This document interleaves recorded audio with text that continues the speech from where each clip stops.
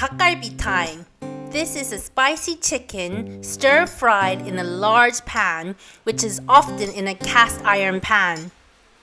When I think of this dish, it's a total party sharing dish with lots of friends and lots of family around. This sauce is super easy.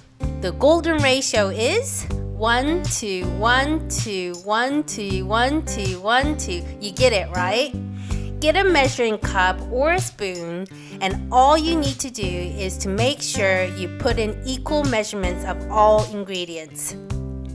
Of course, the weight of it might be all different. Make sure your spoonful is always the same. Based on my spoon, it's 5 spoonfuls of chili powder, brown sugar, soy sauce, crushed garlic, cooking wine, and chili paste. For the meat ingredient, I use chicken thighs, rice cake, spring onion, cabbage, onion, and sweet potato. Now, let's make the sauce. Add everything together and give it a good mix.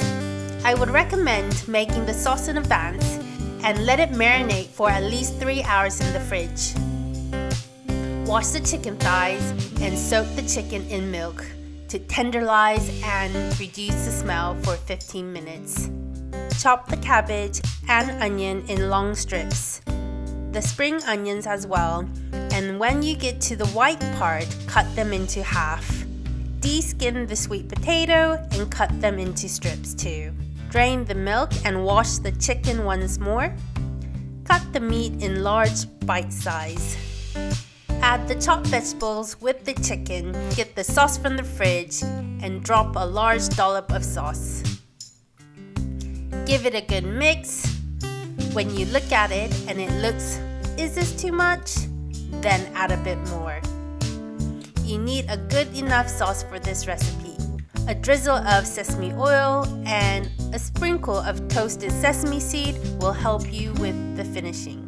I left it on the side for 5 minutes. While I was waiting, I made some rice balls. Sesame oil and salt in the rice and give it a nice little mix. Roll them into bite-sized balls and cover them in crispy seaweed. Get the pan on high heat, add the Dakgalbi mixture, and you'll hear this sound. Beautiful. When you see the chicken has started to brown, add a little water with the rice cake or udon noodles of your choice and cook. At the near end, I have added cheese on half of the Dakgalbi and covered it with a lid to help it melt.